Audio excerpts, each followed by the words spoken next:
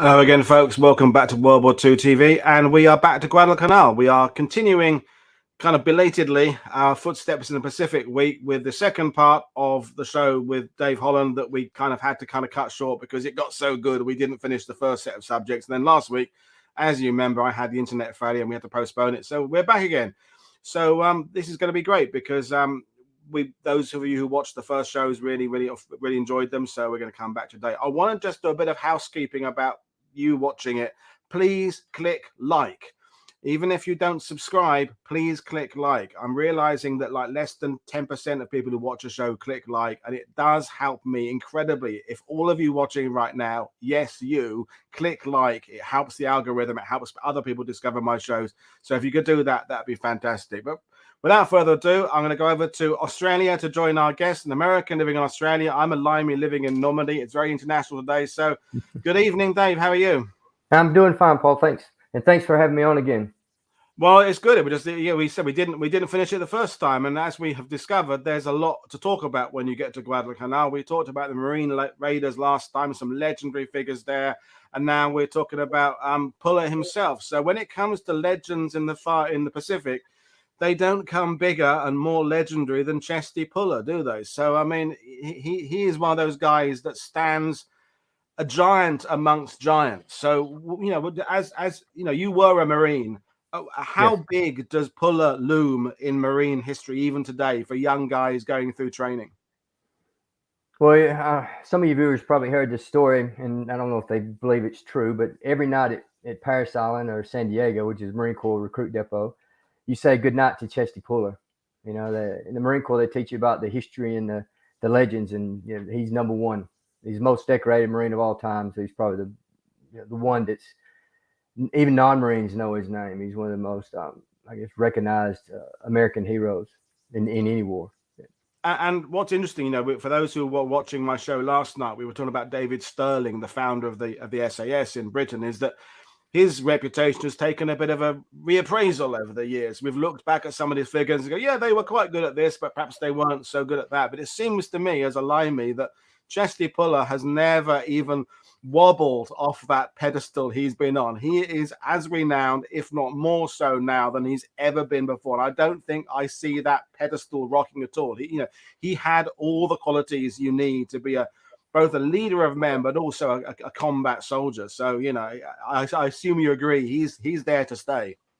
Yes, and throughout the show, I'll discuss some points of Chesty. I mean, there's some controversial, I guess, ideas around his Peleliu performance and a few other performances, but yeah, generally, the history stands with Puller.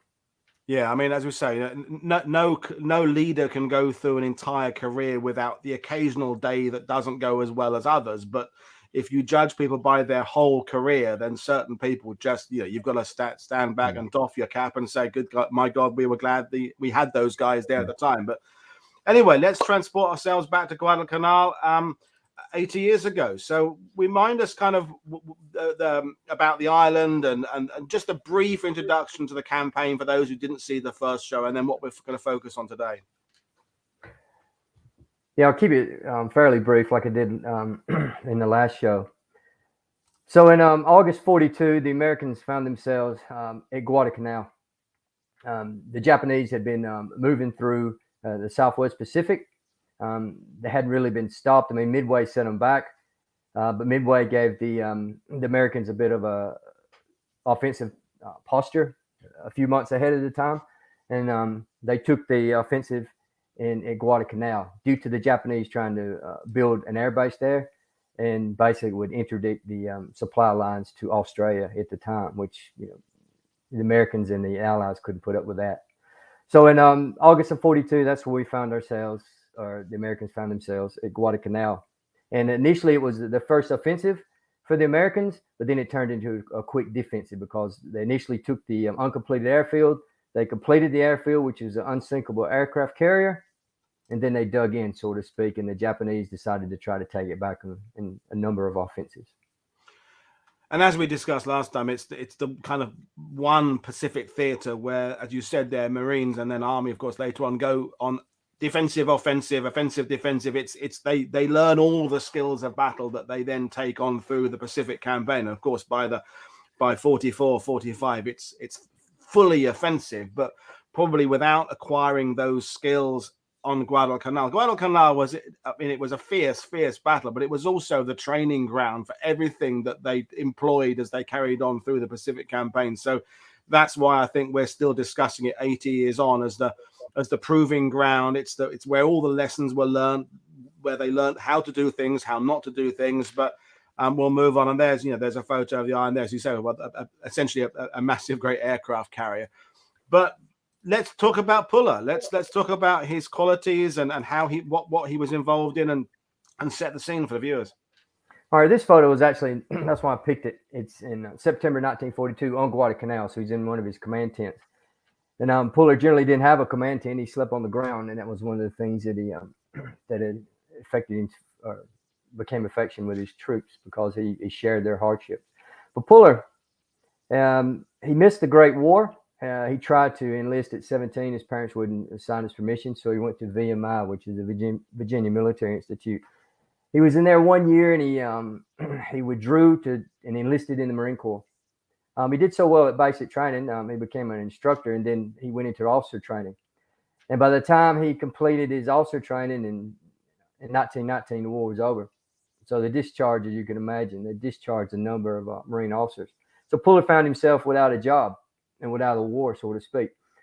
But at the same time, America was sending troops, mainly the Marines, in a series of what they later be known as the Banana Wars, which is the interdiction into Central America, Dominican Republic, Haiti, Nicaragua. So Puller, he was not a second lieutenant anymore, became a corporal, because he went back to enlisted rank. And he used to say, of all of his medals, the Marine Good Conduct Medal was his most important, because only enlisted Marine can win a good conduct or earn a good conduct medal. So he used to love that. The other officers didn't. Most officers didn't have one. But I don't want to get too wrapped up in his background. But then Puller, he cut his teeth, so to speak, in small unit patrols in the jungles of Haiti and Nicaragua, and he became known as one of the best combat leaders the U.S. had, leading patrols in Nicaragua. I mean, Puller never commanded until he commanded a battalion in Guadalcanal. He never commanded any more than 40 men in a unit. But he was known as El Tigre by the rebels. He'd earned 2 Navy Crosses, which is the second highest American award for valor, in Nicaragua in the 20s and 30s. So he was very well known, even in his day in the Marine Corps, even before the war, as an efficient combat leader. And his qualities are, he basically led from the front. He basically said that one of his main prerequisites for an officer was an infantry officer has to have stark courage. Now, Puller's grandfather was killed in the American Civil War. He was a major in the Virginia Cavalry. He was killed at Kelly's Ford with another famous Confederate called John Pelham. So he was raised on the veteran stories, and he knew that, the officers in those days led from the front. So that's what he was raised on. And he shared the hardships of his men. And he didn't really like second lieutenants, right? He would give them a lot of hard time, but he would love these enlisted men, and they become very dear to him. For example, he didn't have an officer's mess. He refused to have an officer's mess. He ate the same thing as the troops. He slept on the ground where they did. He always stood in the back of the line. He made his other officers serve chow. So obviously that endeared him to his troops. He was a fearless leader. There was many countless stories about Puller's bravery, and he was a very aggressive combat leader. If he couldn't, he was running to the sound of the guns. That's what he did, and that's Puller in a nutshell. But you can be an aggressive combat leader, but not necessarily suited to the Pacific campaign. I'm thinking of, people have mentioned in the sidebar already, the British defeats in Malaya and Singapore, is that perhaps as a rule of thumb at the beginning of World War II, with the British, American, Australian, Canadian officers who had risen, were the ones that were good at kind of working on the Tennessee maneuvers, or in Britain, the Salisbury Plain, good at moving massed forces of troops across with all that logistical support. But places like Guadalcanal, Peleliu, Tarawa, it's where it is more combat patrols, because you can't really deploy your units as on divisional fronts because of the terrain, because of jungles, because of the mountains, because of the valleys. So it makes sense to me that the kind of guy that would progress in the Pacific is the guy who has got a firm grasp of small unit tactics, because then you then sort of extrapolate them out to replicate it via a big unit. But you've got to be masters of that, taking 20 men in, because that's really, when you read about the Pacific, it's about small unit stuff, isn't it? Especially in the early days, like Guadalcanal and Bougainville and Cape Gloucester. Yes. Yeah. Not too much room to maneuver on, especially on assault troops. And you sent me this photo just last week, which is an incredible one, sort of a then and now shot. So so run us through what we're looking at here. So this is I included this. There's two other photos, but I included this one. This is a fairly rare photo of Puller. He's in the field, and this is at Guadalcanal. I'd say this is probably September, October. This is the eastern spur of Bloody Ridge, because the 7th Marines, which is Puller were part of, occupied that area. There was a southern line. Now, the one on the right was in 2019. The farmers there, I know them quite well, they'd burnt there. This is the time that area had been burned in 77 years. And when it was burned, it just uncovered a museum, a treasure trove of bunker holes and everything. So I knew where his command post was. And then obviously this photo popped up, and you will see him. He's in his underwear, smoking a cigarette. And the other photo's got him. He's got his Nicaraguan homemade holster on. You really can't see it here. And he's got like a homemade Nicaraguan bolo knife. So you can see that's a lot of character of Puller. Someone like a Patton or someone like they'd never be shown in standing in the field in his underwear. You know, Puller. Well, he's got his 45 ready to go. Patton would only do it if the underwear had kind of gold stripes down the sides and sort of diamante or something, and some big pearl handled, whatever. It would have to be flashy, that's the. Yeah. But that photo there, you'd never know that was a commander of men. You would think that was almost kind of a local scout or something. It just looks so unmilitary, but it sort of sets the scene.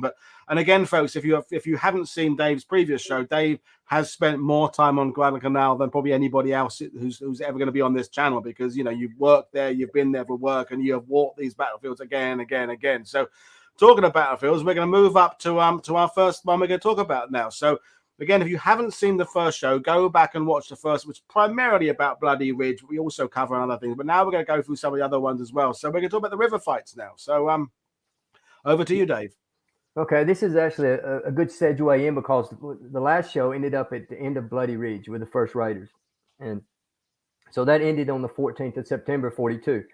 So Raiders pulled back. They put them in a rest camp for like 5 days.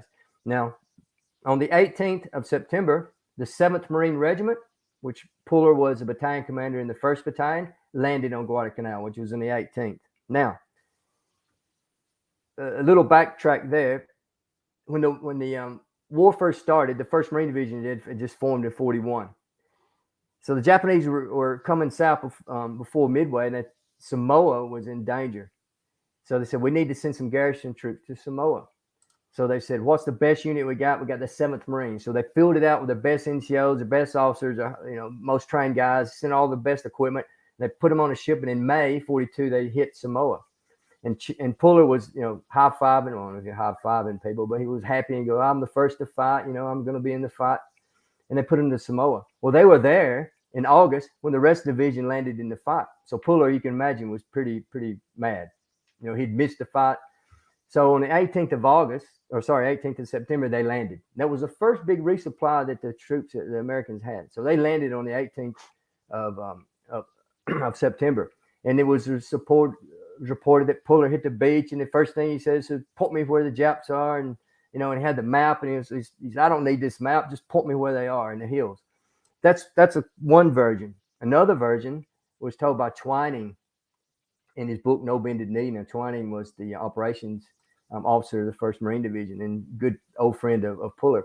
Well, Twining was laughing at him, going, about time he showed up. The war's almost over. We've had it, But anyway, that Puller and his guys is dug in. But Puller, the next day, because between the 1st Battalion, 7th Marines, and the Raiders, they're considered Vandergrift, which is the division commander, his fire brigade. They were the best trained units he had. And he knew Puller was a very aggressive combat leader. And then the second leader in there, the 2nd Battalion, was a guy called H.H. Hannikin. And he's another Marine legend. I mean, he earned a Medal of Honor in Haiti, infiltrating a camp, and he killed the guerrilla leader disguised, and he killed him point blank in his camp. But that's, look him up, H.H. Hannigan. Great story. Anyway, he had 2 aggressive battalion commanders. So the first thing they wanted to do, they took the Raiders, and they took Puller a day after he landed, and they did basically a recce down the Lunga River, looking for the remnants of the Japanese from Bloody Ridge. Right, and they got a little bit of, a few shots and everything. Anyway, they came back. And on the 24th of September, they were going to use Puller, his unit, to advance to a place all the way to Cucumbona. Now you'll see up on the top left, it says to Cucumbona. And what they wanted to do was they wanted to keep the Japanese way away from the Matanikau River. So Vandegrift decided he would take the Raiders, push them up, and form a patrol base at Cucumbona. And that way they have a forward patrol base and keep the Japanese further to the west. So they sent Puller on the northern slopes of Mount Austin. There was an east-west trail. The Japanese, when they retreated from Bloody Ridge, they used this east-west trail. So Puller and his unit punched down this trail. And the first Raiders went down the coastal track to the right. Well, on the morning of the 24th, Puller ran into some of the elements on the slopes, and he got in his first big firefight. In fact, they jumped a few of the sentries, and they were cooking rice on a fire. And Puller, being the guy he was 3rd man back on the battalion, 3rd man down the line. You may not think it's the best idea, but they were green troops, and he was leading from the front. Anyway, Puller's reached down to sample some of the rice, and a machine gun bullet took the rice pot out and hit his runner beside him, and the fight was on. So they ran into a bit of a rear guard. Anyway, in that little fight, Puller lost 10 guys and had 25 wounded. Now, I'll bring this point up here. When I tell this story, I used to go up Mount Austin and said, well, Puller and his unit was hit here. And I said, because they had 25 wounded, he requested for division to bring up stretchers, right? So 2nd Battalion, 5th Marines with the reserves, they brought a whole battalion up with stretchers. So what Puller did, he sent 2 of his rifle companies back with 25 wounded. And I know some of the guys I used to take up on the slopes, and they go, well, it's, 2 whole companies, 200 men to take back just 25. Anyone ever asked me that question, I know for a fact they've never carried a stretcher, did a stretcher carry, on uneven terrain, because I had to move back about 4 miles on uneven terrain and down gullies. So he sent 2 of his companies back. He kept one of his companies and he became the commander of 2-5, which is 2nd Battalion, 5th Marines, because they were only on temporary command of a captain. Because I always wondered why, the 2-5 commander would give it over to Puller, but I found out he was only commanded by a captain. So anyway, the next day, Vandegrift said, look, Puller, you got some casualties. You want to pull back or continue? Puller said, no, I'm continuing. I've got a mission. I'm here now. Let's go. So he pushed out the next day, and they moved all the way to the bank of the Matanikau. And they went down into the valley. There's a good book called John Hersey. He written it during the war. He's a good correspondent, and he's called Into the Valley. It's only 60 pages long, but he talks about going into that valley with the Marines. It's a good little book if anyone wants to read it. So they moved down into the valley. Just go back to that last map real quick. So moved down to the valley, moved up the Matanikau River, and they passed something called the one log bridge, a Nippon bridge, as the Marines called it. And what it was basically 2 logs. The Japanese had made a rough bridge over the Matanikau. They passed that. There was no Japanese there, and they made it to the mouth of Matanikau. And what they were going to do was turn back, and the Raiders had met them at the mouth of Matanikau.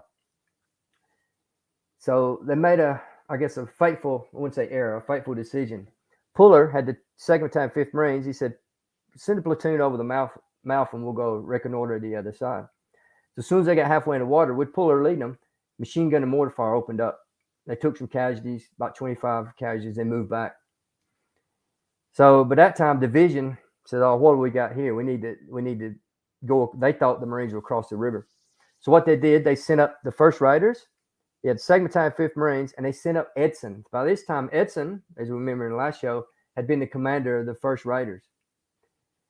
Well, in September, they had a big reshuffling of the division. So Vandegrift got rid of some of his older colonels. A lot of them got promoted to colonels, using an excuse to get rid of some of his older guys. One of his best friends was called Hunt, which is the 5th Marine Regiment commander. But he had to get rid of him because he was too old, or wasn't performing, wasn't aggressive enough. So Edson, very aggressive commander. Guess what? You're regimental commander. And they made Edson the regimental commander of 5th Marines. So he sent Edson up to take charge of Puller. He make him the executive officer. So he sent Puller up, and the plan, what they were going to do the next day. This was like an on-the-fly plan. Their intel only said there's about probably 400 Japanese on the other side, and they're a bit demoralized. So they said, we'll push through them. So what their plan was going to do, and here you have your plan here. On the 27th, they were going to move back up the river with the 1st Raiders and Charlie Company. They were going to cross the bridge. And at the same time they're doing that, 2-5 was going to cross the mouth of Matanikau in a holding action to hold the Japanese. They were going to, Raiders and the Charlie or C Company was going to cross over and envelop them. And the 2 companies that Puller had sent back with his wounded, under his executive officer, Major Ortho Rogers, who used to be a former postmaster and reservist, was going to take the boats you'll see up top there, 17 minus, which is only had 2 companies and some of their weapons. And they were going to do envelopment, hit, and they were going to trap the Japanese. You could see at the mouth of Matanikau. It was actually a good plan on the fly. But like all great plans, didn't work out. So what happened was Puller pushed 2-5 across the mouth of Matanikau. And that's why if you speak, I've read some of the memoirs from 2-5, the veterans. They don't like Puller too much because he kept pushing them over. They were getting a lot of casualties. The Raiders had moved up, and by that time, the preceding night, the Japanese had pushed a whole company over, or maybe reinforced platoon. They really don't know how many, but they pushed a number over with machine guns across that bridge. So the day before, there was no Japanese there. So the Raiders was moving in, right? And this is when I talked about Ken Bailey, the guy who was wounded at Tulagi. He was shot in the head again at Edson's Ridge. And I failed to mention on last time, he earned a Medal of Honor. Him and Edson earned a Medal of Honor. He didn't know he'd earned it yet, but this is only within 2 weeks. So he was up front leading, and then he peeked over the top of a log, and he got stitched in the face and in the chest with machine gun fire and almost killed instantly. So that was one of their best combat leaders killed off the bat. So he was down. The Raiders were stopped. Now Samuel Griffin, who wrote a good book on Battle of Guadalcanal later, he was the officer, commanding officer of the Raiders at that stage. So he came up, seen his executive officer, which is Bailey, dead, became very mad, said, let's flank these guys. And if you go to that position today, you can see how the Japanese picked a great position because it's small bottlenecks, only about 70, 80 meters from the river to the cliff face. And if they try to envelop it to the left, which the Raiders did, it's just solid cliff face up. They've tried to move up. Griffith was shot in the shoulder. A couple other guys were wounded, so they stopped the Raiders in their tracks. One of the few times the Raiders ever been stopped. But at the same time, the division was undergoing a large Japanese air raid, which disrupted communications. So the communications to Edson was the Raiders were across the river. And division thought Raiders were across the river. So that was their indication to send the 17 guys in amphibious assault around. So they sent those guys in. So now we got 2-5 guys pinned at the mouth. You got the Raiders pinned here. No one's crossed the river. You got 17. So what they ran into a hornet's nest. So instead of 400 demoralized Japanese, the Marines intel was, suffered just like the Japanese did. And they suffered here. You had the 4th Japanese Regiment, fresh landed troops of the 2nd Sendai Division, which is one of the best divisions. They already landed. So these guys came in. So go to the next slide. This would be this is the wartime view. It doesn't look that way nowadays. It's all built up. They came through, and this is where they're going to land, on the right side of Point Cruz there. They're going to land and then move down the track. But Ortho Rogers, who was a major, no combat experience whatsoever, because Puller in all his efficiency reports was rated top level with combat efficiency. But admin was a bit low. It was the only thing he suffered in admin, because he Puller had all these sayings. He said admin would ruin any good military force. So he picked a good executive officer who was good at admin, which is I'll do the fighting, you do the typing and writing and things like that. But in that day, Ortho Rogers was leading his first combat mission. Anyway, they landed. They didn't know where they were. let's go to the first highest point, which is Hill 84 there. And it's called Lankiki Ridge, to any of the people who know the area today. So they moved up to Hill 84 to see what was going on. As soon as I got up there, Ortho Rogers called his 2 company commanders together in a command group. And almost as soon as he did, the lucky Japanese knee mortarman watched it, dropped the knee mortar around right between his legs and blew him in half. Ortho Rogers died instantly and severely wounded one of the company commanders. So command fell to a guy called Kelly. So they were trapped up there. It sounds like a comedy of errors, but they were in such a hurry to leave. The radio man, Raysbrook, forgot the radio. So they were trapped there. You know, you had almost 2 reinforced companies, and there's almost, at that stage, 2,000 Japanese surrounding them. And guys were talking about Custer's last stand. So this episode become known as Little Dunkirk in Marine lore. Little Dunkirk, because obviously Dunkirk was on these guys' mind at the time. So Little Dunkirk. So how did they radio back to the command? There was a guy called Lieutenant Leslie, fly around an SBD dive bomber, right? So the 7th Marines, you know, fairly fresh troops, so they still had their skivvies, as the Marine called them, or the white T-shirts. You know, a good month in the campaign, no one had any underwear. They all brought it off. But they had at least their white skivvy shirts. So they've put help. You can see how the ridge is nice, because this is where it looked during the battle. They put help. SBD dive bomber said, oh, these guys need help. So he radioed back to command. So Puller and them got the information. His guys were trapped. So Puller told Edson, he goes, we need to keep sending guys across the river. Edson said, look, I'm not going to send any more guys to the river. Let's just think about this. So Puller being Puller, he goes, you're not going to waste my men. So when he dropped these guys off, he had the USS Monson, which is 04 Striker War One destroyer, and he had a series of Coast Guard landing craft led by a guy called Douglas Munro. And they were waiting, right, to get the word to come back to evacuate these guys. And Monson was off coast, so Puller jumped in a boat, went out to the Monson, and Puller had served on shipboard before, so he knew all about, you know, shipboard communications and stuff. And he says, we need to get my guys out of there. So they cruised off, or up Point Cruz. They just hooked around. Do I have any maps of the battle? Oh, that's a good one here. So hooked around Point Cruz. And how they communicate? They need to lay some gunfire down. So Raysbrook, right, to amend his error for leaving the radio back, I guess he was, quote, volunteered to grab the semaphore flags. Hope I'm saying that correctly. You know the flags? Yep, yeah. I guess he was volunteered. He felt guilty. Anyway, he stood up on the ridge under enemy fire, and he started doing the old semaphore flags. Puller, because he knew all semaphores, Puller himself was semaphoring back. Basically said, lay down fire on left and right. So it's what they did. They started shooting their 5 inchers, and they laid down a corridor of fire on left and right. And the Marines basically just booked off the hill straight into the evacuation point. So I won't get too tied down on that. If any viewers want to go to my channel, you know, there's a Little Dunkirk, and I outline it very thoroughly, and like I'll walk you through it basically. But anyway, they withdrew out of there. Now, one point to this, and I don't want to get too detailed on this one. They evacuated these guys out. They left 18 guys. They had 24 guys killed. 18 of them are still there to this day. Now, my office, when I used to work on Guadalcanal, was located in that exact area. And I used to think about those guys almost every day. I'm thinking, well, they're underneath me. Malinowski was a platoon sergeant. He epitomized the old Corps. He was moving off the hill, and there's a big clearing there, and there's a BAR. He picked it off a dead Marine. So the battalion surgeon and the company commander had wounded, and he goes, look, go past me. I'll hold him off. I'll be there in a minute. They said, you sure? He goes, yeah, I'm sure. Anyway, they're moving back, and they could hear BAR, bang, bang, bang, bang, bang, and then it just stopped. So he died. He ended up Navy Cross.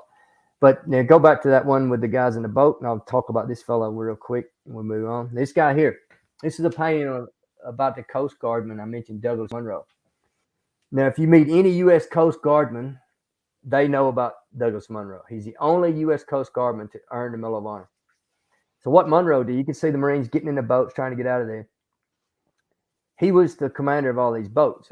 So Puller jumped in one of these boats too, and he landed to get his guys out. But anyway, the Japanese had an inflated fire, machine gun fire, coming down on them from Point Cruz and up the top there. One of the boats got stuck on a sandbar. and it was getting shot up. So they hooked another boat to it to pull it out. But in the meantime, Monroe, one of his gunners, got shot. So he jumped on this Lewis gun. And he said, told the coxswain, put me between the Japanese and these Marines. So he put his boat between a Japanese Marine, providing cover fire. And then they pulled the boat off. The last Marine got on, and his coxswain was in the back trying to yell out to him because you could see the machine gun bullets coming across the water. And obviously between the motor and the machine gun, he couldn't hear him. He could see him. He stitched him, hit him in the head. He fell in the boat unconscious. And they pulled the boat out. And supposedly the last words he said, did we get them all off? Did we get them out? And they go, yeah, we did. So he died. He died there. Wow. So there's a monument to him. And then the Coast Guard, I've been there when the Coast Guard come there and they do a ceremony about him. But all the Coast Guard guys know about him. And I did an episode just on Monroe. So that was. And I should reinforce what you say there, Dave. I mean, we're doing a kind of a shallow dive today, although compared to some channels, it's a deep dive. But for a really deep dive, a dive where you actually need scuba gear, go to Dave's Zone, walking the battlefield site, and you'll get that absolute deep dive. And of course, it stands to we're going to bring you back again for something else in the future. But I'll let you go back to talking. But we've already had a couple of questions. Sheila is asking about the criticism Puller received for perhaps the actions around the river and being similar to the criticism he received in Peleliu. Now, I'm wondering that a lot of the people who criticize any commander for somewhere like this campaign, maybe some of those people haven't actually walked the terrain. Now, you, as we've established, have walked this terrain. You obviously have a huge affection for Puller, but having walked that terrain, do you think any criticism of Puller is justified? Well, I think his guys didn't give him in this episode here, or this incident. The 170, his own battalion guys knew him. It was the 2-5 guys who didn't really know him, but he said, this guy is sending us across. And that was their first combat, really, 2-5, first real big combat they had. And so these Green troops, and they said, why are we attacking across this river? But he knew as a combat leader, and he led them across the river in one stage. It isn't like I'm sitting back and directing you. They had to punch across the river, and any good combat commander, unfortunately, if you lose a few guys, you got to keep pushing through, or you lose them all. So I think because these guys are green and they never worked on him before, they knew the tactics. They were kind of glad that, look, he's just killing us all. You can see that. But Puller went out of his way to save his battalion. He was one of the guys. If it wasn't for Puller, his battalion would have got lost because he demanded. He goes, no, I'm going. If you're not going to rescue him, I am. So he jumped in a boat. So, but when we talk about later at Coley Point, I'll mention something that really affected him at Peleliu. I think personally it might have affected his judgment at Peleliu. Okay, but at this time, the Allies need aggressive leaders. I mean, the Allies have been on the back foot for a year and a half, 2 years by now. We need people who are going to go out there and take to the fight the enemy, even if it means that you're going to get some things wrong, even if it means you're going to get casualties. The era of just kind of reacting to the Japanese is over. We've got to now take the war to the Japanese, and if you're aggressive, you're going to incur casualties. If you're leading from the front, things aren't always going to go perfectly. But this is what the world needs, I think. Right now in 42, this is what the world needs. But so great comments from the guys. And Ernest Malley pointed out, one of our Australian viewers, how cool it is to see the Lewis guns there with the spade grips. And the Lewis gun gets a lot of criticism as not being as cool as the Bren gun in British, but the Lewis gun performed admirably in World War II in numerous roles, and many of them, people think it's a First World War weapon, but they made something like 50 or 60,000 of them in World War II. It was still a very effective weapon in that kind of situation when you have it mounted on a boat or mounted as an anti-aircraft weapon. It's not a great running around as an infantryman weapon, but on a boat like that, superb bit of kit.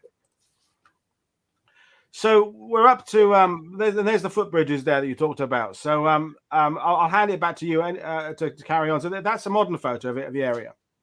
Yeah. So this is the third Matanikau. So before I get to this one thing about the second.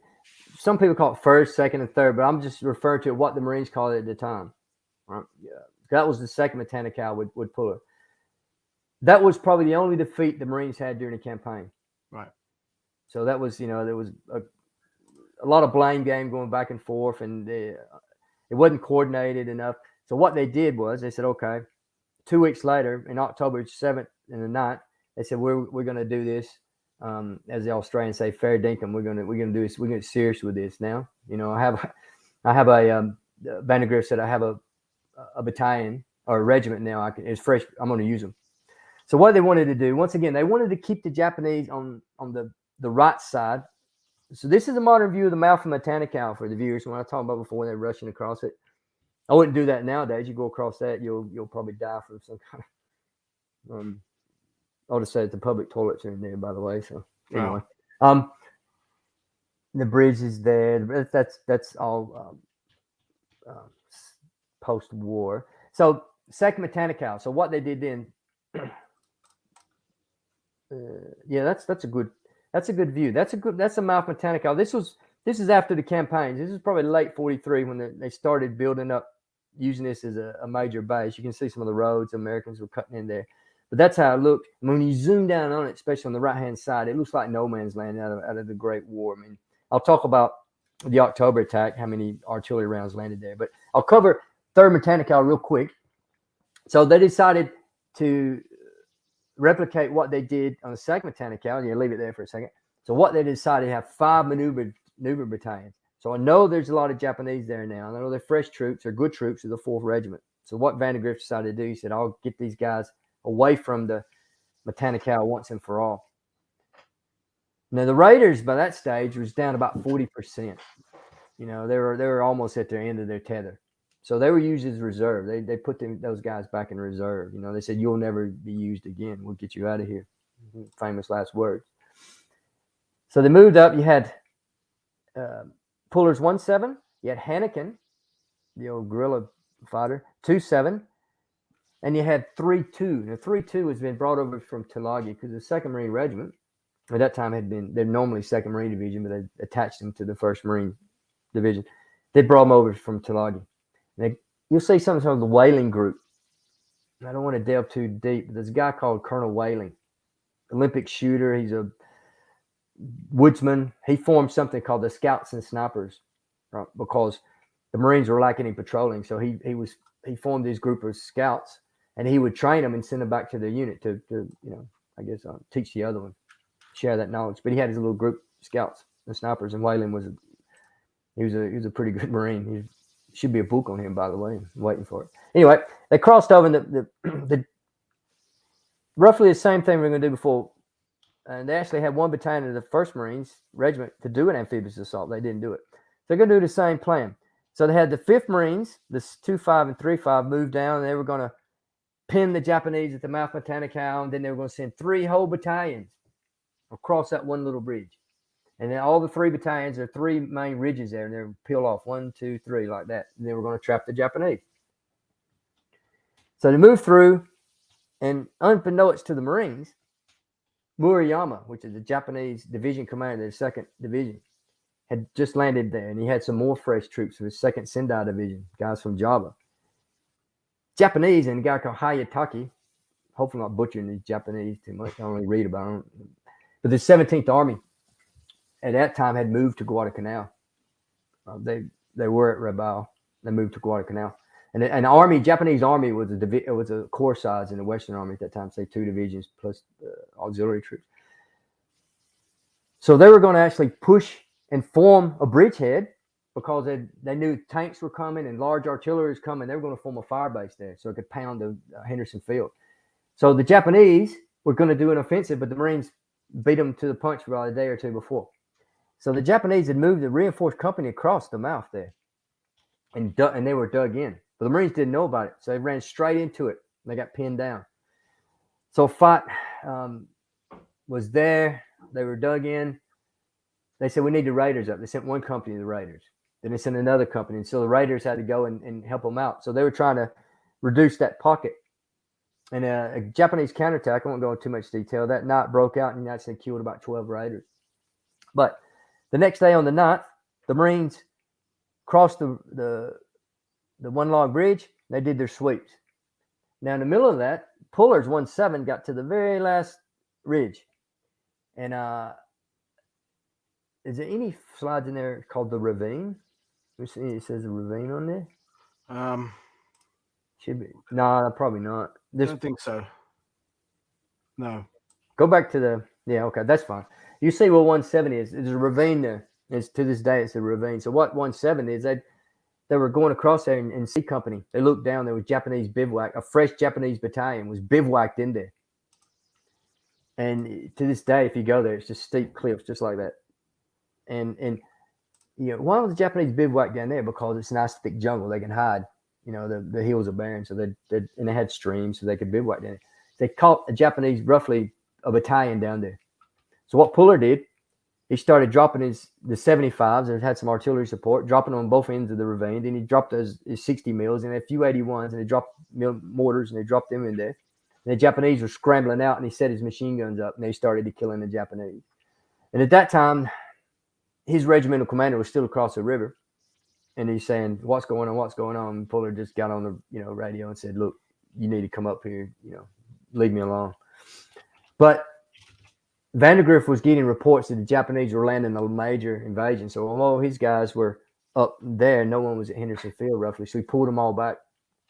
So that was a fairly success. They killed about 700 Japanese in that one.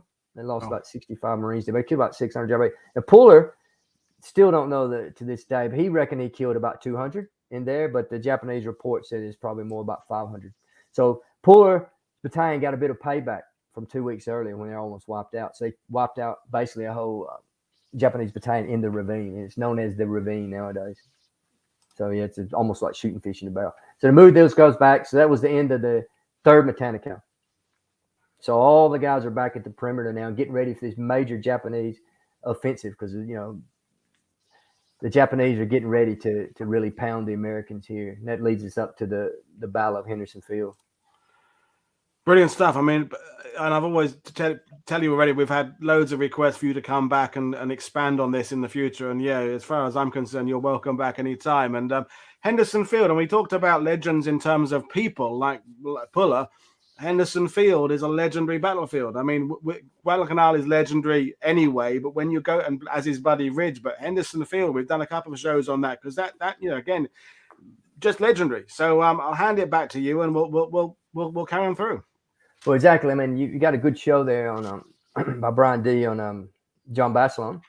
Yeah, I took Brian to that area, and I gave him some stuff. It's a great. I've studied the Basilone 3 years. But yeah, you had Legend, you had Basilone, you had Page, you had Puller.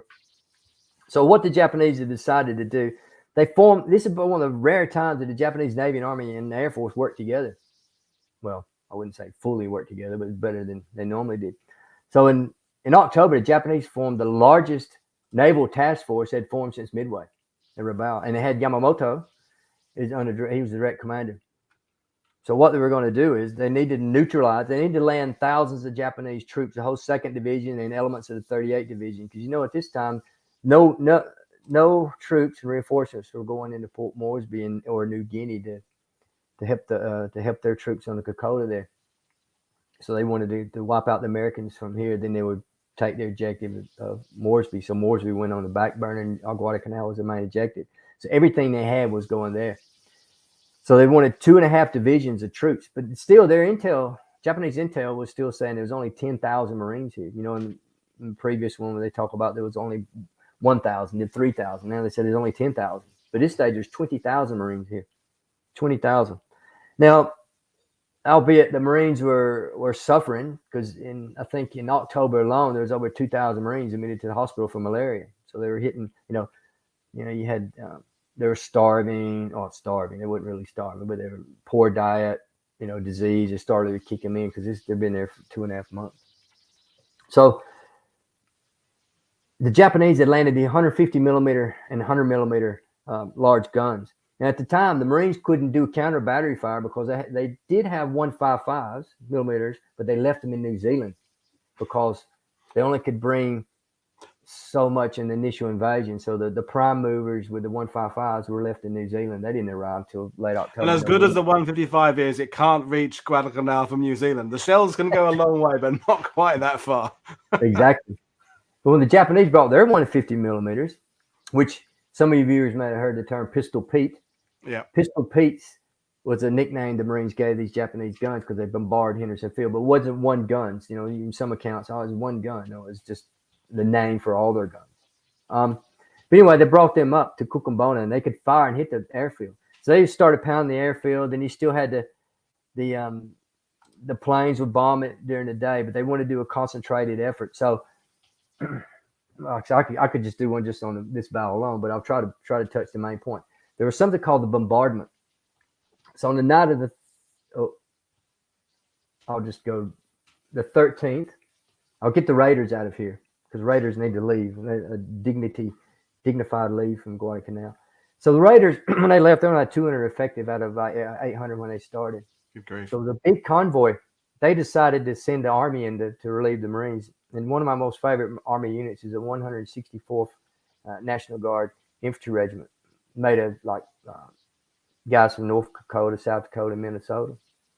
Buller, actually, the Battle of Henderson Field, said these farm boys can fight.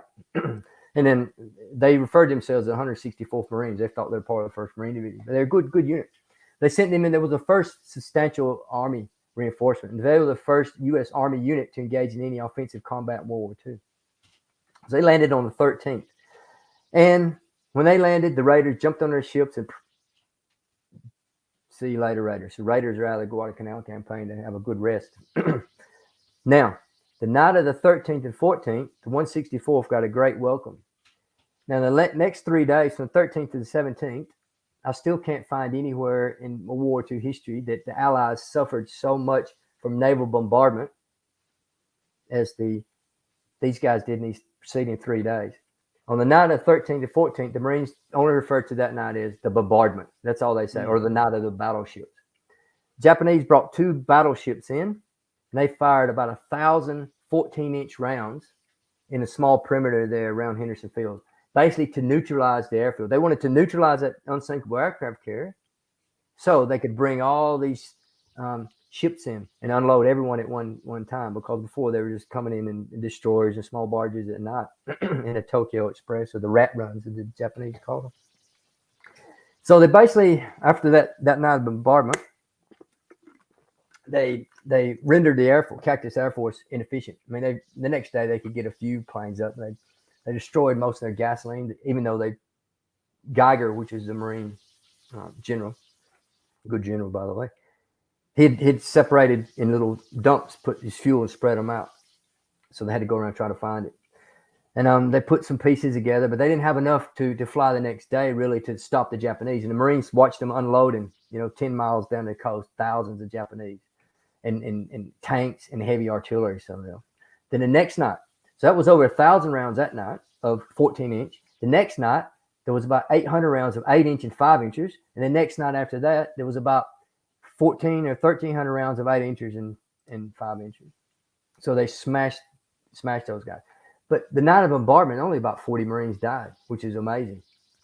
It destroyed the Air Force. But anyway, they allowed the Japanese to land all these troops. So what the Japanese wanted to do very quickly, all of their 3 major offenses on Guadalcanal all followed the same plan, roughly. The first one was a reinforced battalion. The second was a reinforced brigade. And this last one was a reinforced division. So Murayama, I already mentioned him, he's a division commander, and Hayataki is the army commander. So they're all on the island. So what they wanted to do, they were going to do, the only place you cross Matanikau at that stage, there was no bridges other than that one long bridge. The only place the vehicle traffic would go across was the mouth with the sandbar. So they had, Japanese landed a company of 12 tanks, light tanks, like Top 95s and maybe 93s. I might get that wrong. Somebody correct me. But they landed those there. So the Marines thought this is where their main attack is going to be, because they made a big demonstration of troops, and they had a whole regiment there and backed up by tanks and limited artillery to Japanese. The Japanese never coordinated their artillery. They'd fire just like 1, 2, and 3. They never did counter or whole battery fire. And they had another battalion. At that stage, Vandergrift had pushed 2 battalions up to permanently man the Matanikau line, to keep the Japanese over there. And he took 2 battalions, which was 3-7 and 3-1. And they formed the horseshoe there at the mouth of Matanikau. So what the Japanese are going to do, they're going to start their assault with the tanks and the regiment, the pin the Americans there. They're going to send at the one log bridge another reinforced battalion to cut those Americans off, because it was just a horseshoe. And at the same time, they had the main effort, which is the 2nd Division with 3 regiments, was going to move down south. the engineers were going to cut a track called the Murayama Trail, 15 miles through thick jungle. I don't know how they underestimated the terrain. It's pretty sensible, but that's, the terrain beat them there. But they were going to cut that there, go way deep to avoid the scouts and the planes, so they couldn't see them. They come straight out of the jungle, replicate the same attack they did in September against Bloody Ridge, because we talked about the Bloody Ridge. That's a linear feature, straight out of the jungle, straight to the airfield there. You can see it. So they were going to send a whole division straight through there. And they had a great plan. Unfortunately, it was a number of factors. It didn't work out the way they wanted to. So obviously, when they're moving through the jungle, it kept getting delayed. You can understand. Each Japanese soldier, because they were going to manufacture their 75 millimeter mountain howitzers, they'll pack them in. Each soldier had to carry 75 millimeter rounds. And they had like 3 days or 5 days of rations.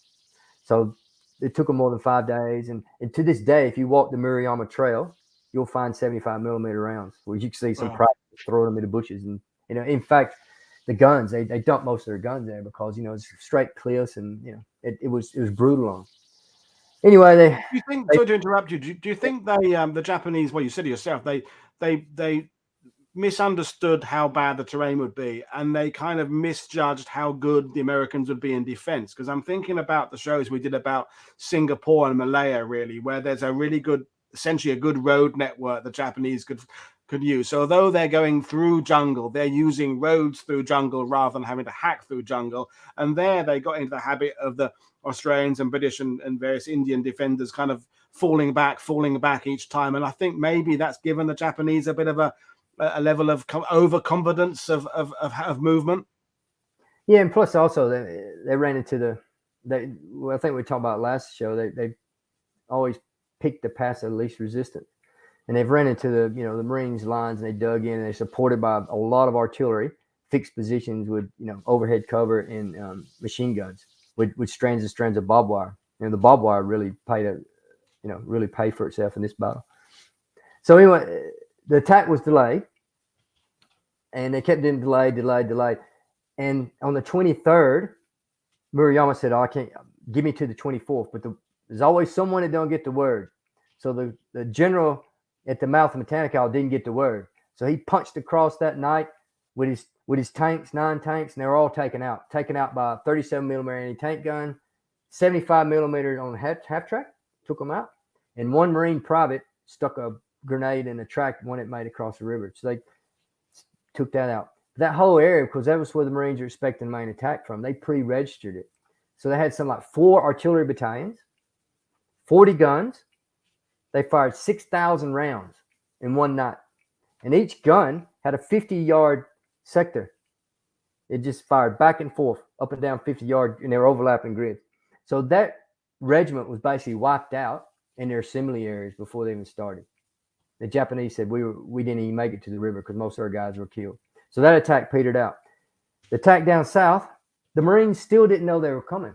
So what happened was they had 2 battalions at the 1-7 and 2-7, so Hannikin and Puller guys down south. So they said, "I've had it a bit rough. We'll put them down there to rest." So when I told you about at the horseshoe at the mouth, when you had the 2 battalions and the Japanese were going to cut them off, there was open flank, and they recognized that. So they took 2-7 and moved them, put them up on that ridge. That left Puller. He had to man 2,500 yards. So his battalion of only 700 guys, or 500, well, about 700, had to man 2,500, had to man 2 battalion front. So he had a 2 battalion front with a battalion spread out, going to get hit with a concentrated division. So when I say division, it was probably about 7,000 Japanese going to come punching through there. Right?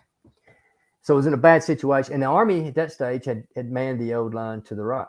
And they only had one Army regiment, battalion, the 3rd Battalion, 164th, was near the airfield for the reserve. So Puller did have Vannegarf did have the benefit of interior lines, which was good. He could plug a hole anywhere. He could move guys very quickly. The Japanese didn't have that. Anyway, the Japanese came out. They were supposed to attack up Edson Ridge. It didn't work out that way. They moved to the right. One regiment actually was parallel to the Marines. It didn't even get into the fight. And we'll pick them up right after this at Coley Point. So they were out of the fight. 2 other regiments attacked. They attacked piecemeal. Now you'll see Coffin Corner there to the right. You got Barcelona in the middle. Now in all my research, I've located a track. That's what Barcelona's guns were covering. His guns were covering. I know Brian talked about this, so I won't go in detail. You can go look at his episode. But he had 4 heavy machine guns, and there was a 37 millimeter, and they were covering a track. So the Japanese are taking a path of least resistance. And at Coffin Corner is a Jeep trail. And that's where the Japanese attacked. They attacked company size up through there. Anyway, and they stopped them. They stopped them the first night, and the Marines were firing left and right, overhead bunkers. Japanese were getting through, but the Marines were stopping most of them. And the 3rd Battalion of the 164th, they moved them down that night.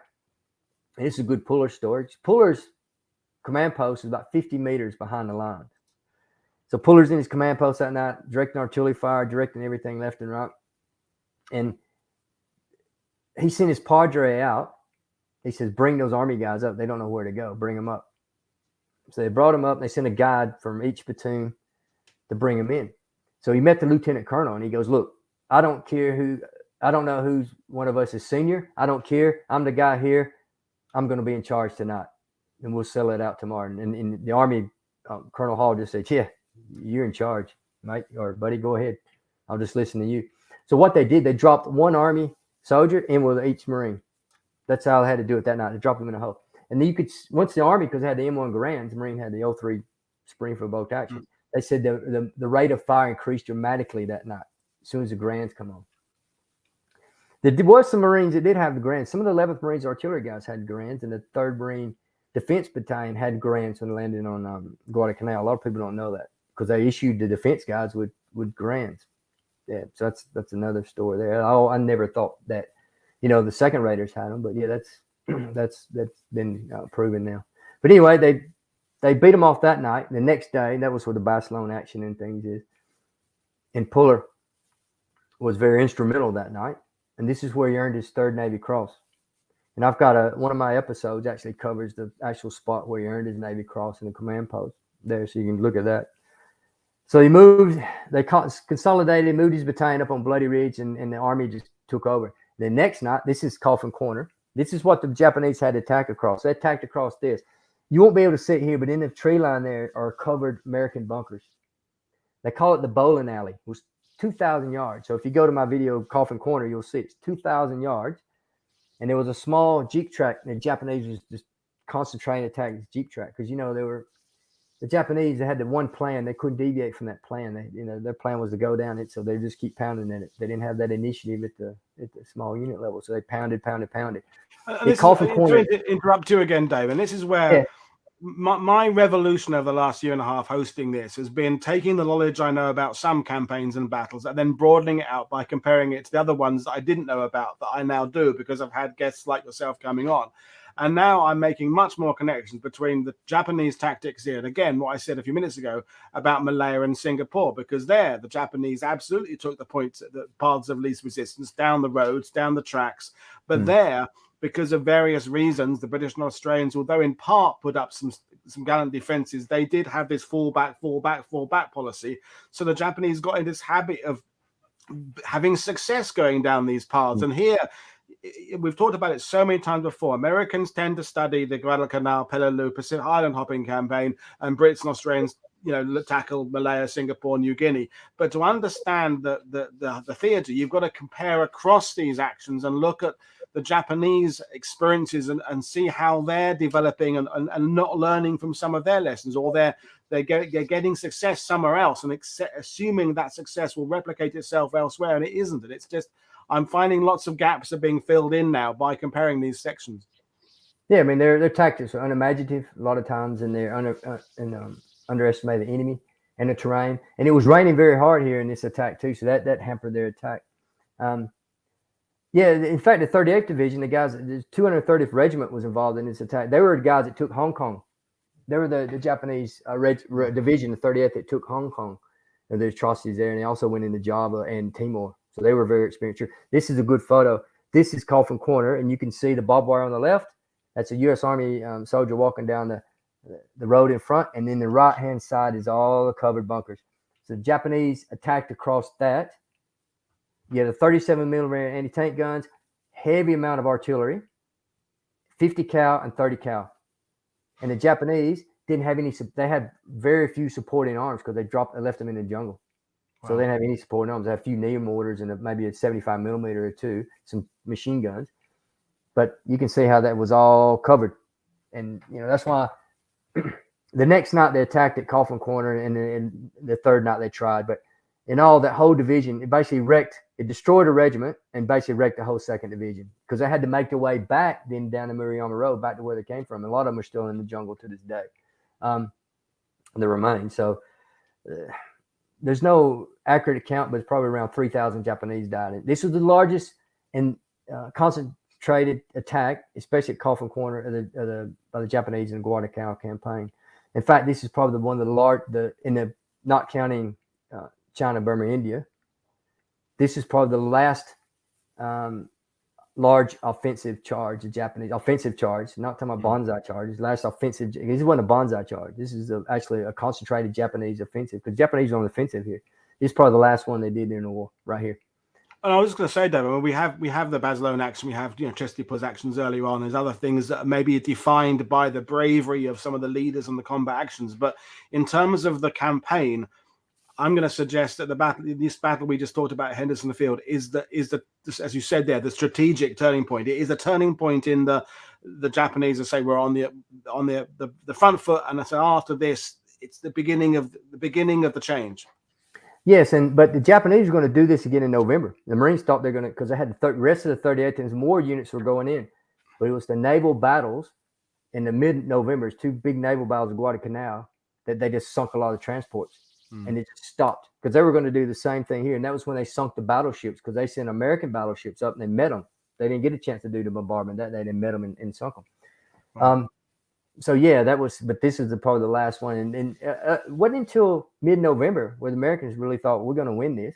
Even in October, there was like, there's a good chance we're going to lose. In fact, they didn't want to commit that Army regiment because they said we don't write these guys off too because we were almost written off the first marooned division, as they call themselves. But that often is the case, though, that the men on the ground in theatre still think things are going badly when perhaps at an operational level people can see that there has been a change. Because if you're still there and you haven't changed your underwear in a few weeks and you're eating crap food and you've been battling malaria, you're still seeing the shit you're living in day to day. But maybe the historian 70, 80 years on can say, actually, by now things have changed. So although you're saying by November the Japanese are still advancing, with hindsight, we can see that things have changed. But if you're a Marine or an infantryman of the Army on the ground there, probably doesn't feel much different. Well, exactly. And it was a big command change, too. You had Gormley, which was the admiral, and they replaced him with Halsey. So, and he was more aggressive. He says, I'll give you everything you want. So, I'll get to Coley Point because I know we're running out of time. I just realized that we had got photos of the ravine. I just put them in the wrong place in the presentation. If you want to just go back and just talk about what we look, because there is the ravine there you talked about. So sorry, folks. That's my fault for not handling the PowerPoint well enough today. No, right. I'll go back to let Dave explain.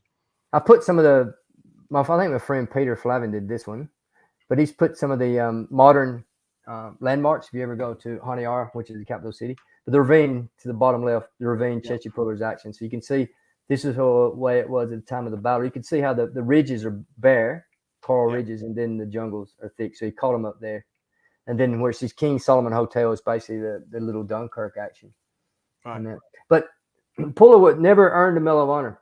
But a lot of people don't know, for this Battle of Henderson Field, he was recommended for the Medal of Honor. Because they said, well, Edson got a Medal of Honor for doing roughly the same thing in September at Battle of Bloody Ridge. So his regimental commander, executive regimental commander, put him in for it, supported by regimental commander. It got up to the chief of staff with Thomas and the division commander Vandergrift, and they said no. They said give him he earns a third Navy Cross. At that time, when he earned his third Navy Cross, no Marine had ever got the third Navy Cross in the history of the Marine Corps. So in a weird way, 3 Navy Crosses is probably more unique than getting 2 Navy Crosses and a Medal of Honor. I don't know. When you get to a point where you're counting medals, several fingers, you've done well. It's like when we talked about the SAS last night. Paddy Mayne, the legendary SAS figure, never received the Victoria Cross, but for goodness, he got everything else several times. It doesn't really matter. It's just one person's view anyway. Yeah, it's measured by the respect you have for the men around you, and that's the ravine today. That's the ravine. Exactly. That's the ravine today, and that's No, that's from the Japanese point of view. That's from the Marines are on the. This is from the Japanese down the hole, so that was Right. on the west side. So that's the Marines are up on that ridge there, firing down. Right.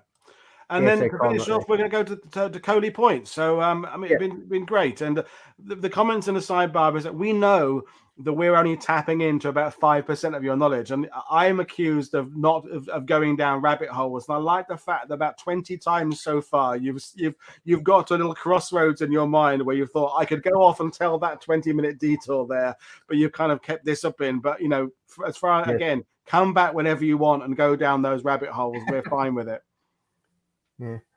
Okay, so Coley Point was the last puller action. Now, this is very important with puller because this is the only time in Puller's Marine Corps career you can imagine he's had guys shot out and under, killed left and right. The bullets that flew out. He was engaged in probably over 100 firefights in his banana wars, all total together. It's the only time in his whole military career he was wounded, and this was at Coley Point. This is what for the puller episode. This is what Puller is famous for. Puller. So Coley Point, basically, Vandergrift had a major operation going on 1 November. So that's in Matanikau again. He's pushing Matanikau. But there was reports that the Japanese was at Coley Point. Now, Coley Point is to the east of Henderson Field. So the only guys he had was the 7th Marine still in reserve. We got to go do something. He had the 164th Army.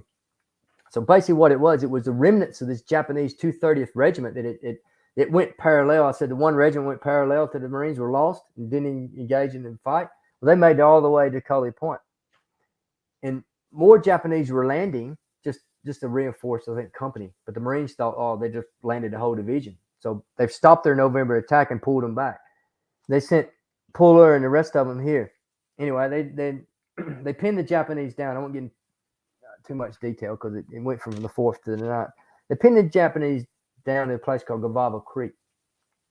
So, unfortunately for the U.S. Army guys, this is the first time operating in the field as an offensive operation. Before with the Henderson field, they did very well. It was a defensive operation. So this is the first time they did maneuvers in field. So they're a bit slow. Guadalcanal Creek is very swampy. And I guarantee you can find the guys who've been to Guadalcanal many times, tour guides, all that. I doubt hardly any of them have been to Guadalcanal Creek. Joe Mueller, which is one of the long-term, he wrote a book on Guadalcanal and he's been leading tours for years. Good friend of mine. He was on Guadalcanal twice with me. I took him there and he'd been going to Guadalcanal since the 70s. He never had a chance to go there. And I said, well, this little Puller was shot or hit. He's like, oh, okay.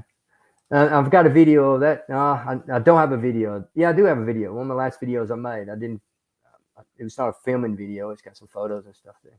But anyway, Puller being Puller, they were moving down on the coast, right? 2-7 was on the other side. 1-7 had pinned them out, and the Army was down below. What happened is majority of the Japanese had escaped during the night between a gap between the Army and the Marines. The Army didn't close it up. So the Japanese escaped, and they started moving away back toward their lines. And that's when you get the second Raiders on the famous long patrol that chased them.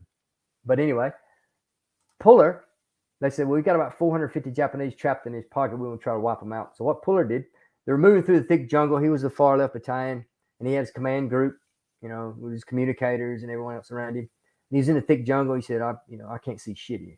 Let's move out into the beach.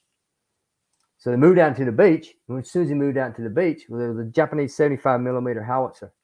They had that beach, direct fire, and they go, oh, target opportunity. So they fired around.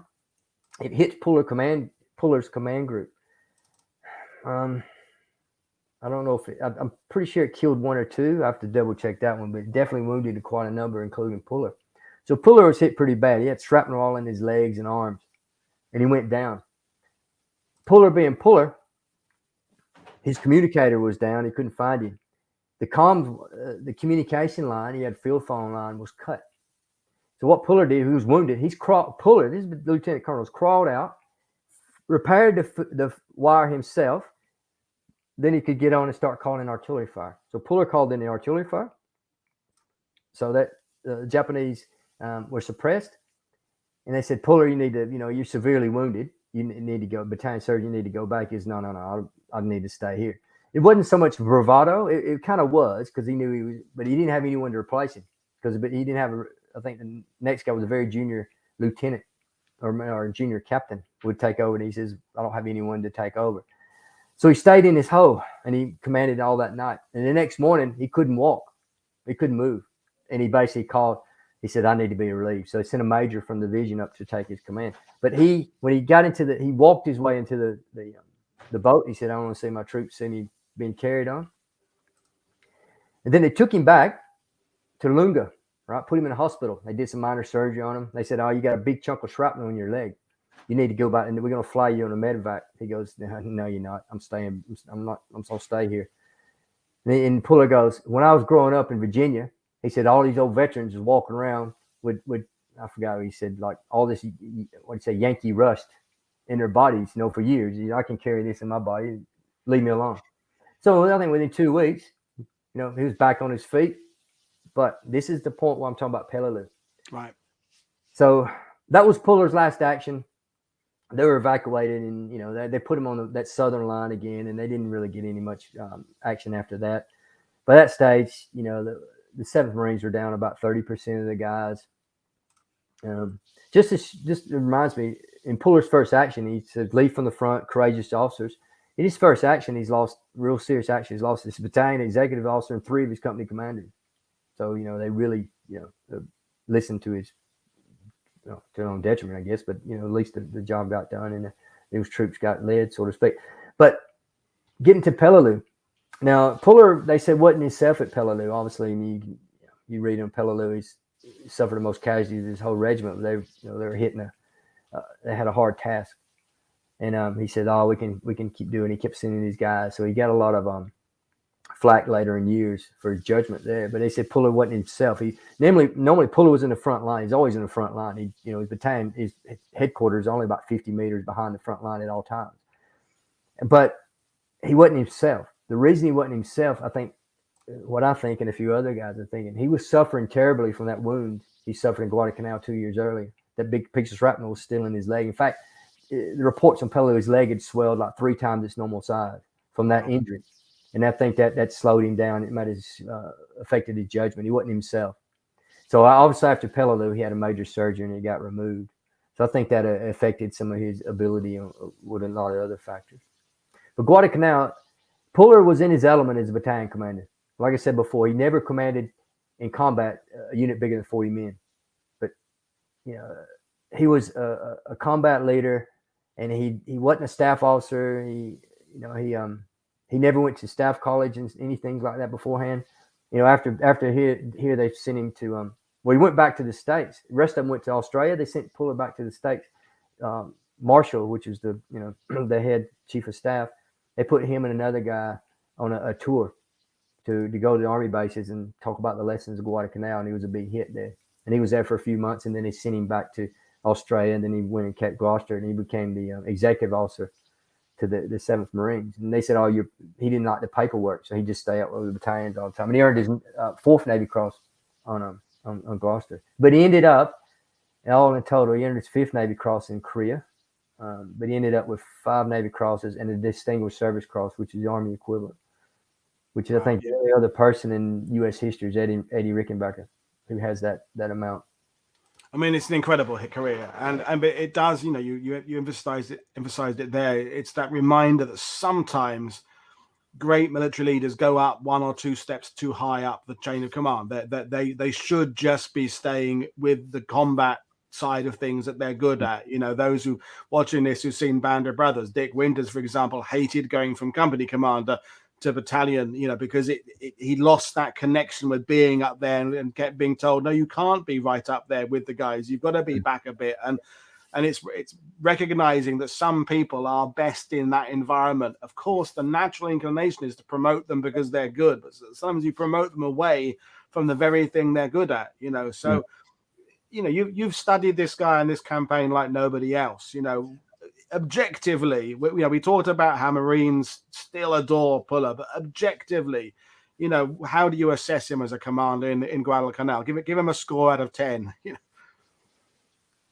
I would say for the job he had to do, and I would give him an 8, a high 8 actually.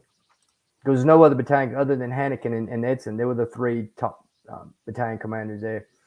and Puller was given all the hard tasks to do, him and Edson. So he was a combat leader, and he had to get the job done. And Vandegrift knew it, and he looked for these guys. He said, "Well, these guys will get the job done." But Puller had a tendency that goes back to the Banana War days. As soon as he left the wire, he cut all communication off from headquarters, which would frustrate the division command to no end. Yeah, wow. And I'm thinking about, sport. I mean, my mate Colin here in Normandy, when we're assessing football, soccer, if you prefer, those of you around the world, if you're picking a team, if you get a player who gets you 8 or 7 out of 10 every match, they're the first name on the team sheet. Some players will give you a 3 1 week and a 10 the next week, but you want that 7 or 8 out of 10 week in, week out. And those kind of sportsmen and or military commanders are the ones that over their careers, consistent, good performance. You don't have to be excellent every day. You've got to be good most of the time, and that will see you through. And I think someone like Puller has those qualities there. So we'll bring things to an end, but I'm now going to put a question to you. What will you want to come back on and talk about next time, Dave? Because I think one or other of these subjects is worth a deeper dive. So what do you think we should do next? I think we should cover the U.S. Army on Guadalcanal. Oh, yes. Yeah. Like I mentioned before, a lot of people don't even know the U.S. Army was there, but especially the December, January, they had that. In fact, U.S. Army had more guys on it than the Marines. They had 2.5 division at one stage, and they went on their offensive, which is a lot of good fighting around Mount Austin. So yeah, I'd like to cover the U.S. Army. I'm not the Navy guy, the Air Force guy. I've got a good working knowledge of that, but not like the ground. No, we'll do some stuff on Air Force. But I saw John McManus's Fire and Fortitude on your shelf behind, and Iron Infernos, of course, as well. They are now shedding that light on the Army that perhaps have been a bit overshadowed by the exploits of the Marines, the Pacific Campaign. And as you said there, the Army performed just as well in many fields of combat as the Marines did, and sometimes better. Sometimes the Marines had the edge. It depends. Again, the Army go through a massive, great learning experience as well. But by the end of the war, Army, Marine, Navy, Army, Air Force alike, they'd all come through this and were an incredible force by 1945. So there we are. We're bringing things to an end. So let's remind people we've got another show later on. I'll come back and say goodbye in a second. So folks, tonight or tomorrow, depending on where the hell you are in the world, we are talking about a 30 assault unit or 30 commandos. So some of you will know who that unit is, and some of you won't know who that unit is. They were famously an invention of Ian Fleming, the writer of the James Bond books, and of course, so 30 assault unit. We're going to do 10 things everyone should know about 30 AU. So if you do know the subject, you'll learn something and have some myths busted. And if you know nothing about the unit, it'll be a great introduction for you. So that is at 7 p.m.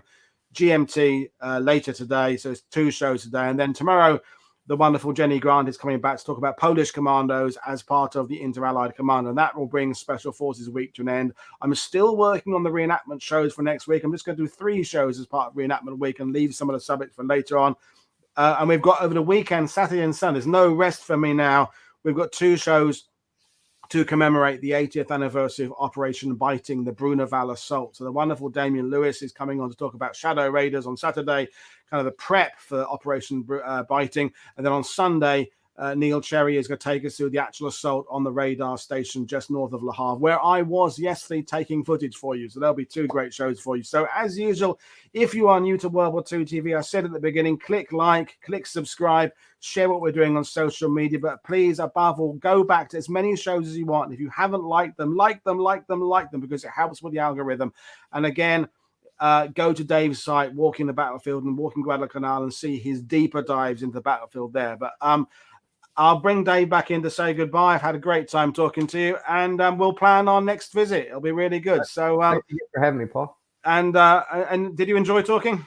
I can talk. As you imagine, I can just talk. Yeah, no, I think we're both of like similar mind there. So that's it then. So this is Paul Woodadge for World War II TV saying I will see you all again later today. Cheers, everybody. Thanks for watching.